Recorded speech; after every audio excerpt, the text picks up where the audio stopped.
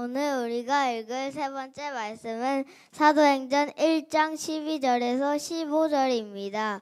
신약성경 사도행전 1장 12절에서 15절입니다. 그 후 제자들은 강람산에서 예루살렘으로 돌아왔다. 그 산은 예루살렘에서 가까워 안식일에도 다닐 수 있는 거리였다. 그들은 성 안으로 들어가 자기들이 머물던 2층 방으로 올라갔다. 그들은 베드로, 요한, 야고보, 안드레, 빌립, 도마, 바돌로메, 마테, 알페오의 아들 야고보, 열심당원 시몬, 야고보의 아들 유다였다. 그들은 거기 모인 여자들과 예수님의 어머니 마리아와 예수님의 동생들과 함께 한 마음으로 계속 기도에만 힘썼다. 그러던 어느 날 믿는 형제들이 120명쯤 모인 자리에서 베드로가 일어나 이렇게 말하였다. 아멘. 이는 거룩하신 하나님의 말씀입니다.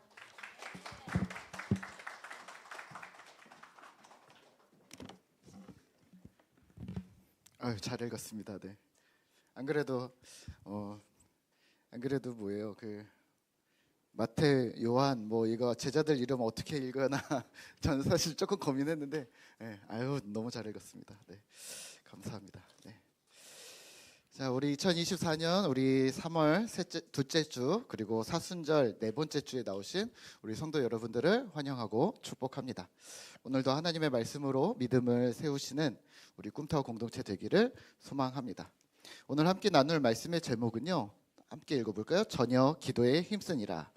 저녁 기도에 힘쓰니라. 네, 사실은 저녁 기도에 힘쓰니라 부제목으로는 기도하는 신자 또 기도하는 공동체라고 함께 기억하시면 좋을 듯합니다. 제 손등을 보실래요? 네, 뭐가 보이세요? 보이는 게 있으세요? 팔찌 아니에요. 시계 말고. 네, 손등. 여기에 뭐 보이는 게 있으세요? 그쵸. 오늘 들어오시면서 혹시 이제 손등에 뭔가 마크를 받으신 분이 있을 수 있는데, 이게 그냥 보면 보이지 않지만 이렇게 특별한 빛을 비추면 이게 보입니다. 그래서 저는 제 손등에다가 하트를 그렸습니다. 저는 소중하니까요. 네. 자, 여러분들 손등에는 뭐가 그려져 있습니까? 네. 없어요? 네. 자, 그러면 퀴즈를 하나 또 낼게요. 자, 여기에 보면 뭐라고 쓰여 있을까요? 네. 안 보입니다. 네. 왜냐하면 이게 비밀펜인데요. 비밀펜으로 썼기 때문입니다. 제가 뭐라고 썼냐면 기도라고 썼습니다. 그러면 상상하시겠죠? 기도를 기도 이렇게 썼을까? 아니면 제가 작게 썼습니다라고 얘기하면 갑자기 생각이 많아지겠죠. 오른쪽 위에 있나? 왼쪽 위에 있나? 밑에 있나? 아니면 목사님 손으로 가리고 있는 거 아닌가? 어디에 있을까요? 가운데? 아닙니다. 어디다 썼냐면 요 끝에다 썼습니다. 기도. 왜냐하면 저도 안 보여서 여기다 좀 접어놨거든요. 네, 요 구석에 보면 기도라고 조그맣게 써놨습니다. 보이지가 않죠. 네, 이게 뭐냐면 이게 특별한 빛을 비추었을 때만 특별하게 보이는 어떤 잉크라고 합니다. 우리 아이들의 장난감이기도 한데요. 네, 평소에는 이게 안 보이죠. 근데 빛을 비췄을 때만 보이는 어떤 특별한 상황에서만 보이는 게 바로 이 글자입니다. 오늘 우리가 함께 나눌 기도도 마찬가지입니다. 마음으로 기도하기 때문에 보이지 않아요. 또는 말로 기도하면 금세 사라지는 것 같아요. 그래서 이 기도가 기도는 별로 중요하지 않아? 혹은 기도하는 모습을 못 봤는데 근데 어떻게 기도하는 모습을 일일이 다 보여주겠어요? 그래서 이 기도가 신자된 우리에게 보이지 않고 금세 사라지고 잘하고 있는지 못하고 있는지를 증명할 수 없는 이 기도가 우리에게 얼마나 중요한지, 그리고 하나님의 말씀과 함께 항상 등장하거든요. 말씀과 기도. 말씀처럼 기도도 중요하다고 하는데 그 수준으로 우리가 기도를 어떻게 생각해야 하는지, 그리고 또 기도를 어떻게 다루고 실현해야 하는지를 오늘 사도행전 말씀을 통해서 우리가 살펴보도록 하겠습니다. 사도행전은요, 우리 누가복음과 함께 연결해서 읽으셔야 하는데요. 우리 누가복음은 예수님이 오심으로 시작된 하나님 나라, 그리고 사도행전은 예수님은 없지만 성령 하나님으로 실현되는 하나님 나라. 그래서 하나님 나라라는 이 개념으로 사도행전 내내 꾸준히 이어오고 있지만 신약 전체에 매우 중요한 주제라는 것을 기억해 주셔야 합니다. 그래서 누가복음에서는 하나님 나라가 예수님 1명에게서 시작하고 12제자 12명이 되었다가 그리고 예수님을 따르는 무리들로 숫자가 확장됩니다. 그리고 사도행전에서는 제자가 된 이 무리들이 교회 공동체가 되고 예루살렘과 사마리아와 땅끝까지 실제 하나님의 나라가 어떻게 확장되고 실현되는지를 땅끝으로 어떻게 뻗어나가는지를 보여준다는 큰 흐름으로 사도행전을 이해하시면 되겠습니다. 자, 그런 의미에서 오늘 본문 1장은요, 교회의 성장의, 교회 태동의 스토리의 아주 첫 부분입니다. 11절과 12절을 보시면요, 예수님이 하늘로 올라가셨습니다. 그리고 제자들은 예루살렘으로 돌아왔습니다. 마가다락방에 모였고요, 꽤 큰 장소였습니다. 그냥 우리가 생각하는 다락이 아니라 꽤 큰 거실에 120명이 모였습니다. 그리고 이들은 기도했습니다. 13절과 14절입니다. 우리가 가지고 계신 성경이 있으시면 우리 함께 같이 읽어주실까요? 같이 읽겠습니다. 자, 시작. 그들어가 그들이 유하는 다락방으로 올라가니 베드로, 요한, 야고보, 안드레와 빌립, 도마와 바돌로메, 마테와 및 알페오의 아들 야고보, 셀로딘 시몬, 야고보의 아들 유다가 다 거기 있어 여자들과 예수의 어머니 마리아와 예수의 아우들과 더불어 마음을 같이하여 오로지 기도에 힘쓰더라. 아멘. 오로지 기도에 힘쓰더라. 사실은 옛날 성경에서는 전혀 기도에 힘쓰더라 라고 말하고 있습니다. 예수님의 제자들, 또 예수님을 따르던 여인들, 또 예수님의 어머니 마리아, 또 예수님의 형제들, 또 많은 사람들이 이곳에서 함께 한 곳에서 마음을 같이하여 기도를 힘씁니다. 질문 하나 드릴까요?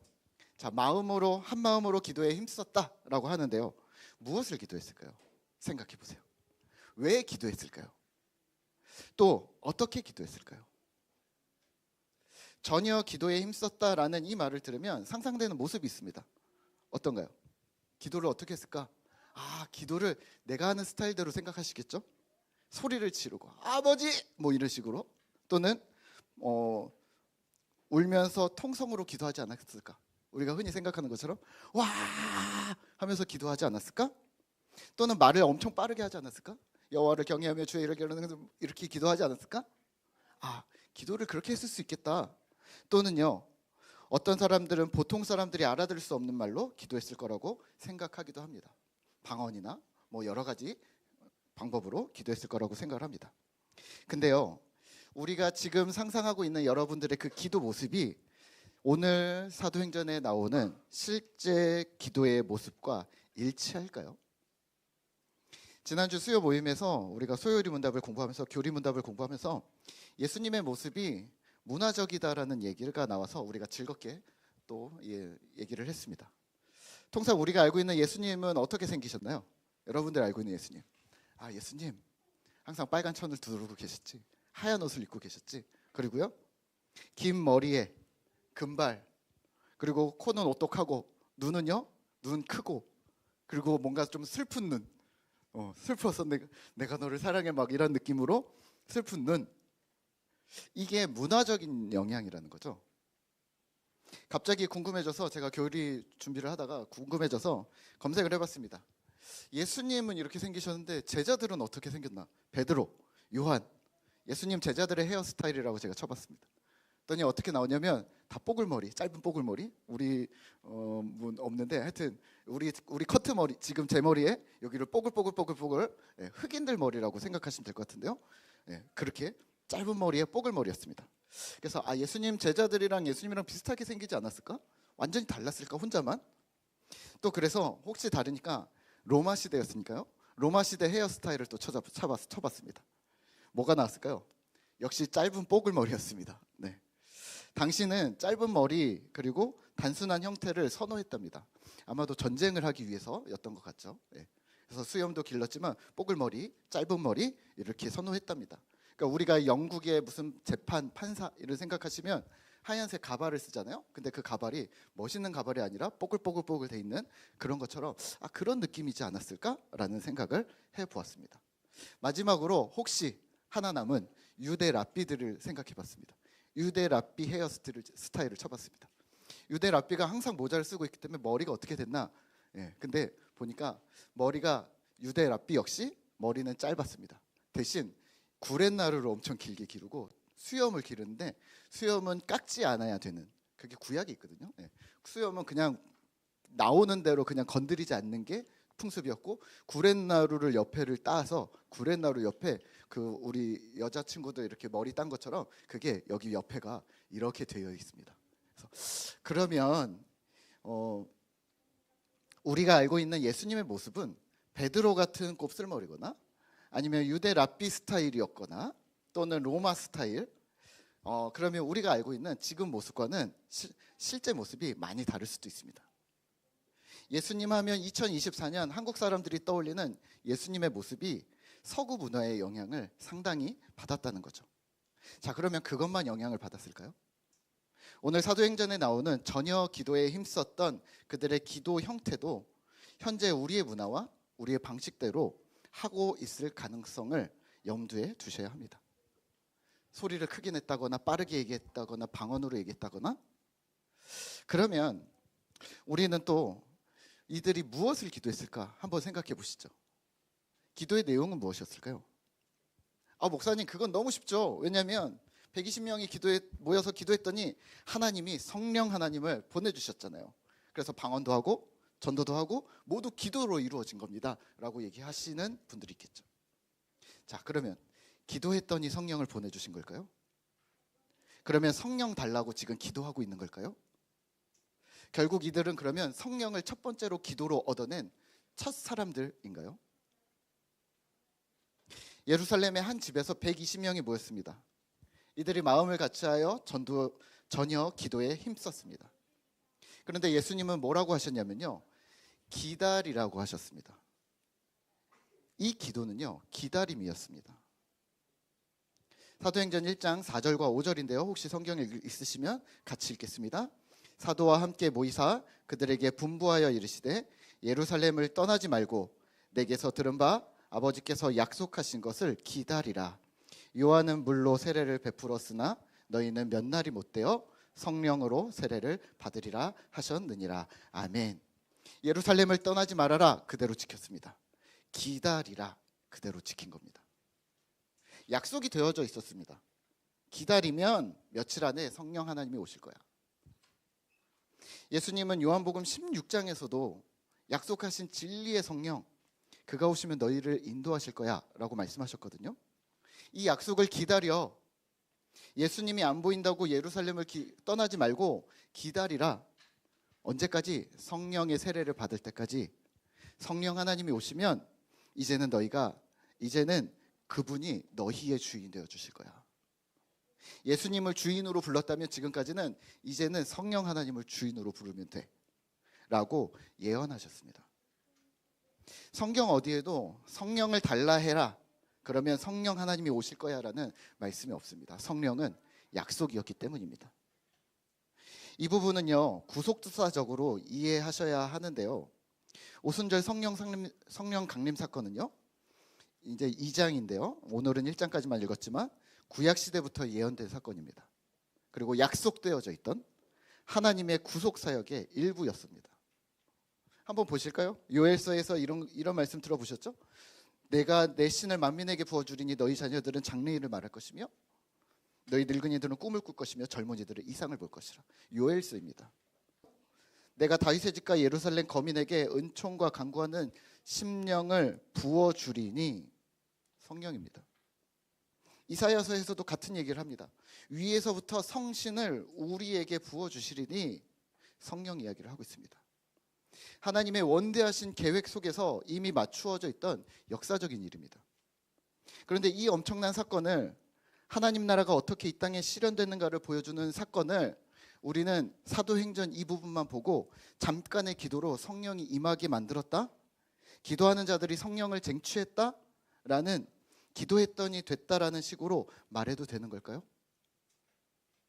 오늘 이들의 기도는요, 오순절 성령 강림을 준비하는 기도인 것은 맞습니다. 하지만 여기서 우리는 이 기도 때문에 오순절 성령 하나님이 오셨다고 생각해서는 안 됩니다. 원래 오시기로 되어져 있었거든요. 인간이 아무리 힘써 기도하고 애쓸지라도 오순절 날에 보내주시기로 했던, 사실은 이날이 주일이라고 보고 있는데요, 이 일요일에 임했던 하나님이, 성령 하나님이 우리가 열심히 기도해서 예정된 성령 강림 날을 앞당기거나 뒤로 미뤘다고 할 수는 없는 겁니다. 주님, 성령님을 빨리 보내주세요, 지금 보내주셔야 돼요, 이렇게 기도하지 않았을 거란 말입니다. 이 모임이 준비였다면 이렇게 기도하지 않았을까요? 그러면 주님, 약속하신 성령님이 오시면 우리는 무엇을 해야 합니까? 이날 오실 것 같은데, 그때쯤 오신다고 했는데 진리의 성령 하나님이 드디어 오시는군요. 그럼 나는 뭘 해야 될까요? 이 기도를 하지 않았을까요? 우리는 무엇을 준비해야 합니까? 이걸 기도하지 않았을까요? 우리가 예배 시간이 11시예요. 제가 여러분들에게 11시에 오십시오, 11시 이렇게 연락하지 않아요. 왜냐하면 11시에 약속되어져 있기 때문입니다. 제가 열심히 기도해서 그래도 마음이 뜨거우면 토요일에 오지 않을까? 그래서 모두 토요일에 오세요, 이렇게 한다는 것은 약속이 아니라는 말입니다. 그러면 성령이 안 올지도 모른다는 의심을 품은 사람은 없다는 말입니다. 여기에서는 단지 기도하며 함께 기다렸습니다. 그러면 기도의 내용은 성령님 오세요, 오세요, 오세요, 아니 온다니까, 오세요, 오세요가 아니었다는 거죠. 그래서 오늘 1장 후반부를 우리가 깊게 다루진 않지만 1장 후반부에서는 집사인 마띠아를 뽑습니다. 성령 하나님이 오실 것을 믿고 성령이 2장에서 임하는데 2장 성령 강림 전에 12사도의 제자인 12사도인 일꾼을 미리 준비합니다. 기도하고 준비합니다. 그러면 기도를 이렇게 오해하지 않으셨으면 좋겠습니다. 두 가지 극단인데요. 첫 번째는 목사님, 그러면 기도는 안 해도 되겠네요. 그건 체념입니다. 하나님께 구하는 기도를 하는 건 믿음이 없는 거야. 간구하지 마, 알아서 주셔, 그냥 믿고 맡겨, 이러도 안 됩니다. 체념입니다. 기도해야 합니다. 두 번째는 반대로 기도로 얻을 수 있어라는 너무 큰 자신감입니다. 자, 기도 안 하니까 못 얻는 거야. 기도가 부족해, 간절함이 부족해, 너희가 얻지 못하면 구하지 않기 때문이라고 야고보서 말씀에도 있어. 자, 야곱도 약복강에서 하나님께 매달려서 얻어냈잖아. 금식하고 작정하고 간절히, 더 간절히, 더 간절히 매달리면 뭐든지 주실 거야. 맞는 말인데요, 좀 틀렸습니다. 기도는요, 마법의 주문이 아닙니다. 제가 축구를 좀 하는데요, 뭐 엄청 잘하는 건 아니지만 축구를 좀 하는데 나름 공격수입니다.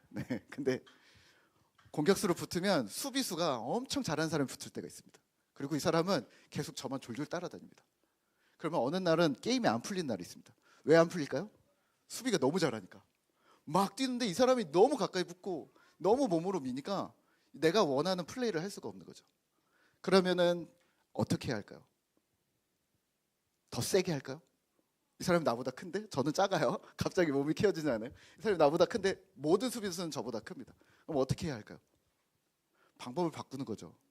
내가 오른쪽 공격이면 중간도 나가고 왼쪽까지 나가는 겁니다. 왜냐하면 수비수는 자기 영역 못 벗어나거든요. 그리고 수비가 2명, 3명 겹치게 만드는 겁니다. 중간까지 내려오면 수비가 3명 막 겹치잖아요, 저한테. 그러면 우리 팀이 유리한 거죠. 일부러 그렇게 하는 겁니다. 그러면 수비는 계속 빠집니다. 그러면 저의 수비는 자꾸 바뀝니다. 내가 여기서 이 사람을 놓고 만약에 용화 집사님 같은 수비수를 놓고 몸으로 계속 밀고 더 세게 하고 더 세게 하고, 왜 안 돼? 더 세게, 더 세게. 그러면요, 반칙밖에 안 합니다. 그리고 일은 안 풀립니다. 혹시 기도를 이렇게 하고 계시는 거 아닙니까? 하나님, 저 이거 너무 필요해요. 그럴 수 있죠. 그런데 안 됐어. 밀어붙이기 시작하는 겁니다. 아니요, 방법을 바꾸셔야 합니다. 기도는요, 마법의 주문이 아니지만 기도는, 그리스도인의 강구인 이 기도는 기도의 꽃입니다. 하지만 내 편리대로 사용하시면 많은 사람이 내가 먼저 다칩니다. D.A. 카스는 바울의 기도에서 이렇게 말합니다. 우리의 기도는 아무것도 구하지 않는 체념하는 운명론, 또 하나님 신뢰가 사라진 필사적인 떼쓰기 사이에서 갈팡질팡하기 쉽다. 체념과 떼쓰기. 우리의 기도는 체념입니까? 아니면 떼쓰기입니까? 자, 그러면 기도를 어떻게 해야 할까요? 오늘은 특별히 우리 친구들과 함께, 여러분들과 함께 기도에 대해서 알려드리려고 제가 엄청 열심히 고민을 해왔습니다. 오늘부터는 기도를 이렇게 하시죠. 고고소입니다. 따라해 보십시다. 고소입니다. 네.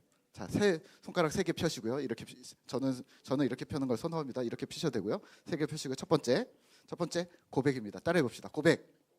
두 번째 고백. 세 번째 소망. 고백 소망입니다.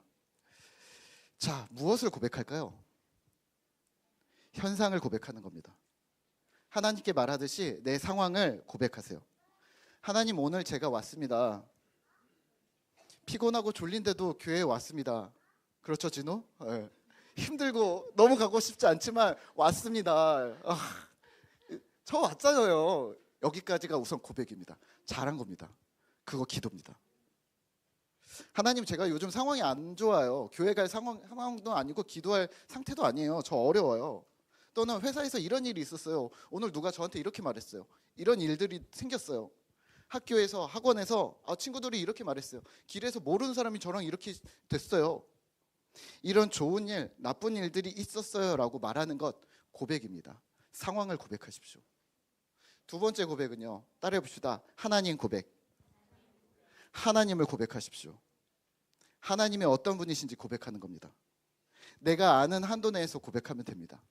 우선은 아는 한도 내에서 고백하십시오. 하나님, 제가 마음이 힘든데 교회에 왔어요. 첫 번째 나의 상황 고백입니다. 하지만 하나님은 나를 기다리고 계셨죠? 내 감정과 상관없이 거기 계셨죠? 나에게 오늘도 은혜를 주실 거죠? 좋으신 하나님, 아버지 하나님, 거룩한 하나님, 온 세상의 주인 되신 하나님, 내가 주 하나님을 기억합니다.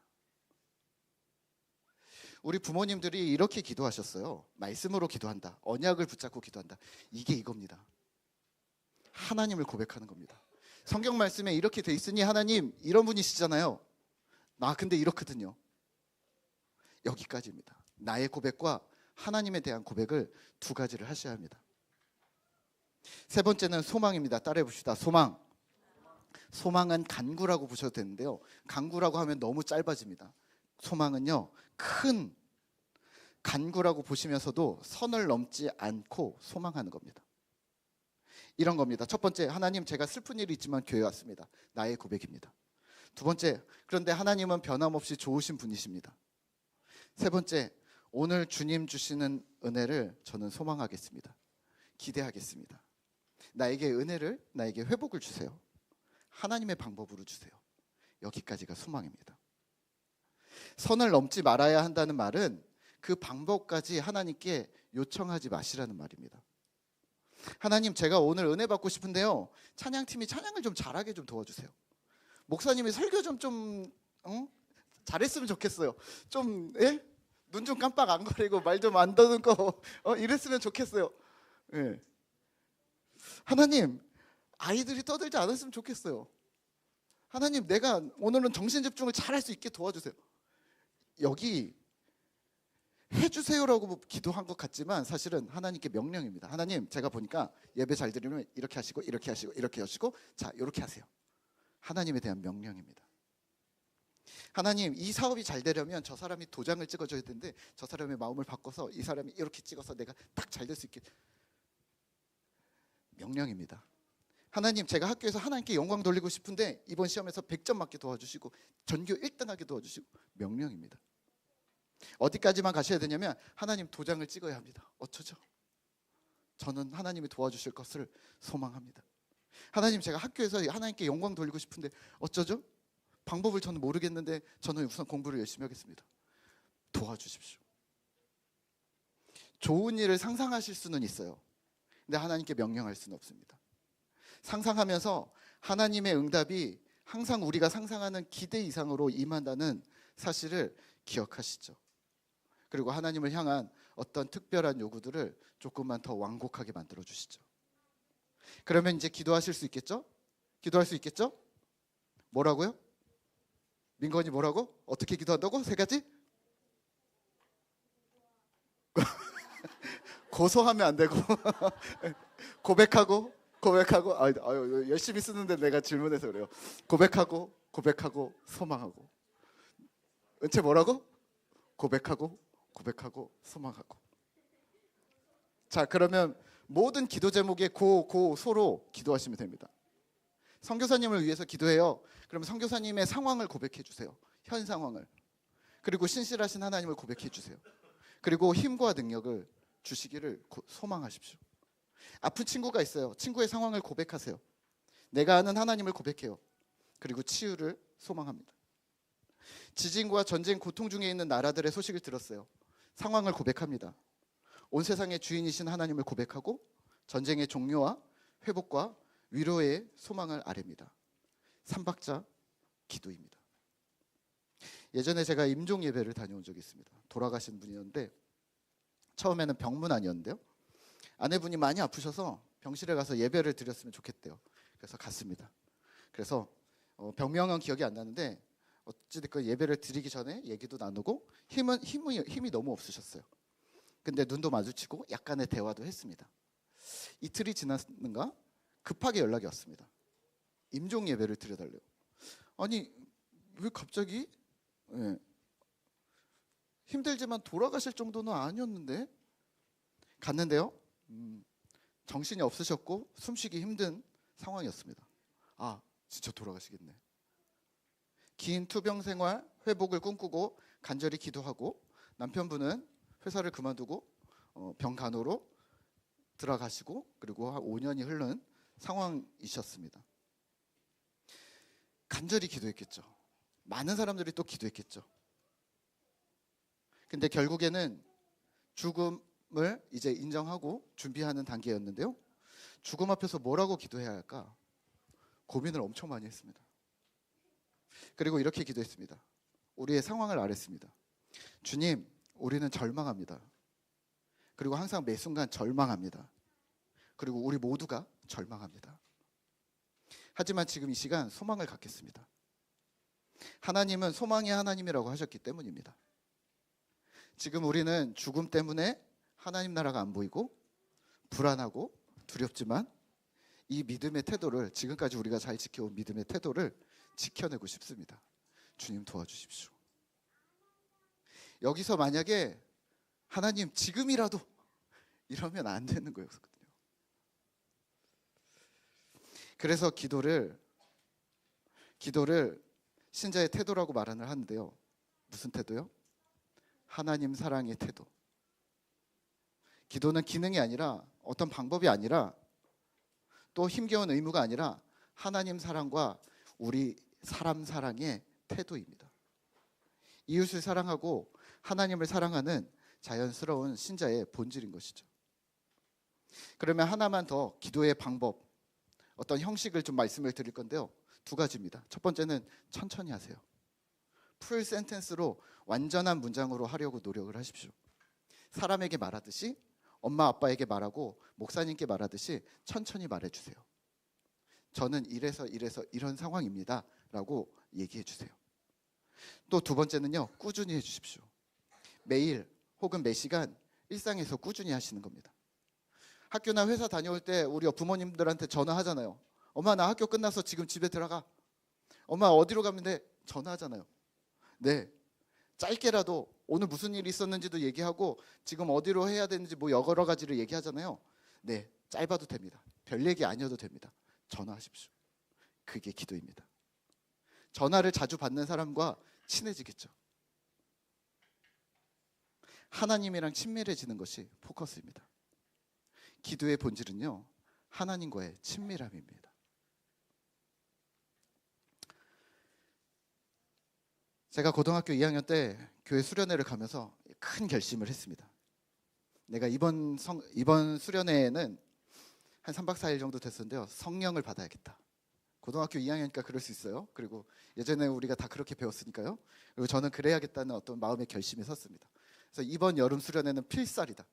네. 그래서 수련회 가서 방언도 받고 멋진 은사를 하나 받아서 나도 이제 교회에서 이제 인싸가 돼야겠다. 인기인이 돼야겠다. 이런 마음, 나쁜 마음 아니었고 순수한 마음이 있습니다. 저를 보세요. 순수하잖아요. 그렇죠? 순수한 마음으로 갔습니다.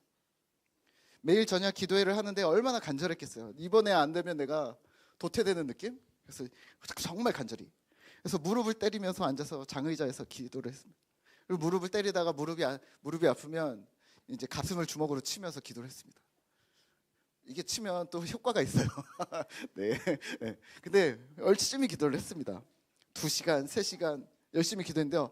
예배 끝나면 남들 다 가고 혼자 강당에 남아서 남들 밥 먹을 때 또 기도하고 또 기도하고 또 기도하고 막 기도하는데 이게 느낌이 안 오는 거예요. 그게 빡 와야 되는데 안 오는 거예요.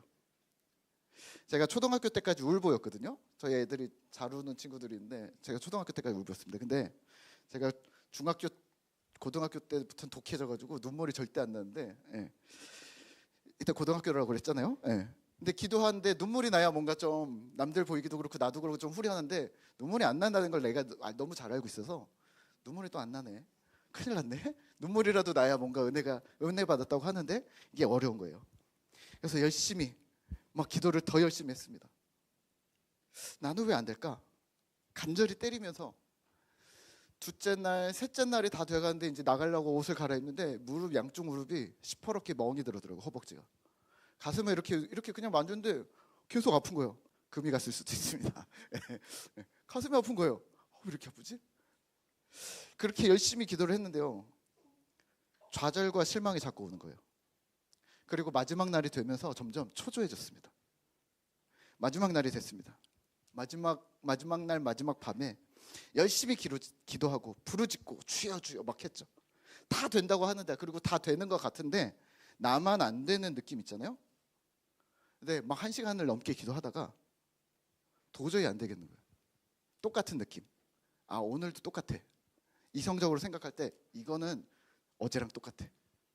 그래서 벌떡 일어났습니다. 그리고 밖에 나가서 우리 학생의 고등부 선생님을 찾아갔습니다. 그리고 선생님 보자마자 선생님한테 소리 질렀습니다.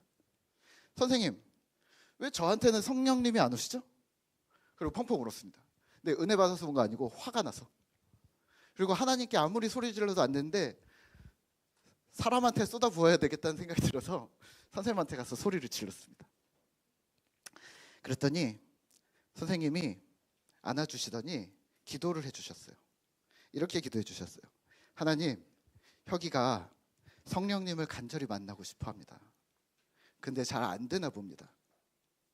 하나님은 좋으신 하나님이시고 우리를 만나고 싶어 하시는 분이신 걸 저는 잘 압니다. 만나 주십시오. 우리의 기도를 외면치 않으시는 하나님, 주님을 만나 주실 것을 믿습니다. 혁이의 선생님인 저는 할 수 있는 것이 없습니다. 기도밖에 없는데요. 기도하겠습니다. 저의 소망을 그리고 혁이의 소망을 이루어 주옵소서. 저는 그날 우리가 소위 말하는 성령을 만났을까요? 못 만났을까요? 만났습니다. 어디서 만났을까요? 이 선생님을 통해서요. 예배당 말고 선생님을 통해서. 아, 성령 하나님이 여기 계셨네. 나 왜 예배당에 있었지? 내가 지금 그렇게 듣고 싶었던 성령의 음성을 선생님을 통해서 들었네. 하나님, 저는 이걸로 충분합니다. 나중에 알게 됐는데요. 성령 하나님은요. 하나님은 사람을 통해서도 일하십니다. 교회를 통해서도 일하십니다. 물론 말씀으로 우리를 가르치시고 기도할 때도 우리를 만나 주십니다. 성령 하나님은요. 자유로운 분이셨어요. 시야가 좁은 나는 아까 축구할 때처럼 이거야 더 세게 약해서 그런가 더 세게 이 방법뿐이야 더 간절해지고 안 되니까 더 세게 하고 아닙니다. 시야를 열으셔야 합니다. 우리가 공동체로 묶여있는 이유를 발견하셔야 합니다. 예전에 청소년기를 지나는 부모님들이 이런 기도를 부탁을 하세요. 목사님, 저희 아이가 인격적으로 하나님을 만나기를, 예수님을 만나기를 기도해 주세요. 네, 좋은 기도 제목입니다. 하지만 여기서 이건 빠뜨리시면 안 됩니다. 부모된 나는 무엇을 할 것인가? 친구된 나는 무엇을 할 것인가? 동료된 나는 무엇을 할 것인가? 내 사랑하는 자녀가, 친구가 하나님을 만나야 하는데 막상 그럼 어떻게 하는 건데? 라고 물어봤을 때 야, 그건 네가 알아서 하는 거야. 하나님과 1대1 관계는 너 혼자 하는 거야. 내가 해줄 수 있는 건 없어 여기서는. 라고 선을 그어버리시면 헤맬 수 있습니다. 제가 그랬거든요. 어떻게 하나님을 만나야 하는지, 혼자 하라고 하는데 뭘 해야 하는지, 그리고 쓰러졌을 땐 어떻게 하나님 의지하면서 일어나야 하는지를 몰랐습니다. 부탁드리기는 함께 기도해 주십시오. 함께 소망해 주십시오. 아이의 상황을 고백하고 하나님 대신 고백해 주고 또 함께 소망해 주십시오. 주님, 아이가 소망하는 것처럼 아빠인 저도 소망합니다. 상황을 고백하시고 하나님을 고백하시고 소망하는 기도를 해 주십시오. 공동체도 마찬가지입니다. 성령 하나님을 기다리고 계시죠? 깊은 믿음, 튼튼한 믿음을 원하시죠? 강한 믿음을 원하시죠? 바로 다 성령 하나님 얘기하고 있는 겁니다. 그러면 우리는 함께 해야 합니다. 함께 상황을 고백하고 같은 마음으로 하나님께 소망을 아뢰야 합니다. 만나라는 말입니다. 말씀을 맺겠습니다. 오늘 우리는 무엇을 기도하시겠습니까? 고백하고 소망하는 기도를 하시죠. 어떻게요? 천천히, 그리고 꾸준히.